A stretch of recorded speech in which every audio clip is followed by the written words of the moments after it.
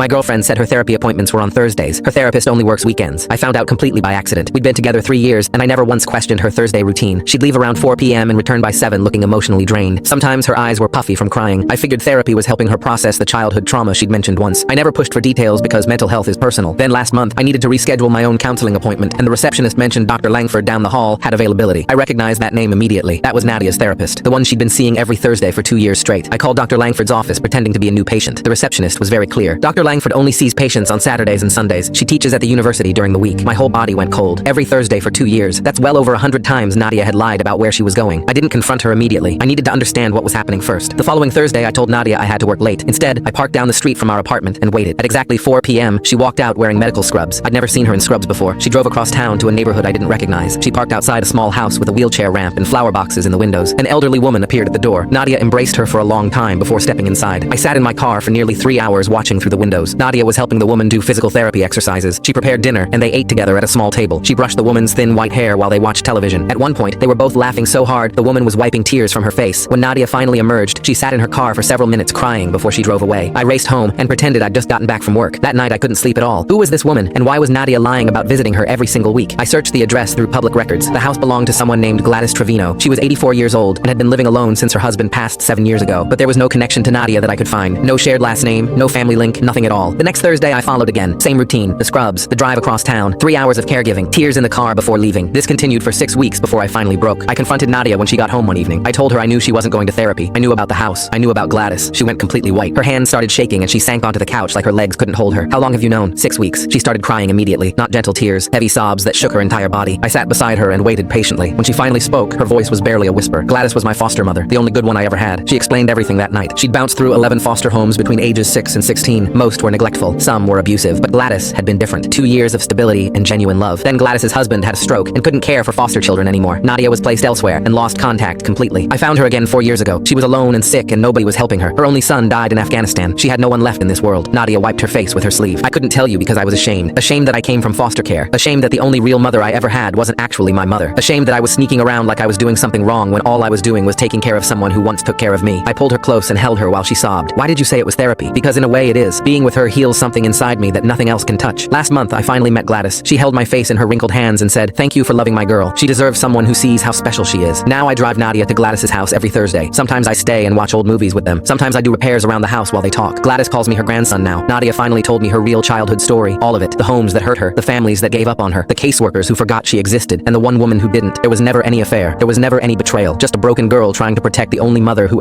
Click the link on the homepage to watch the full follow-up for free.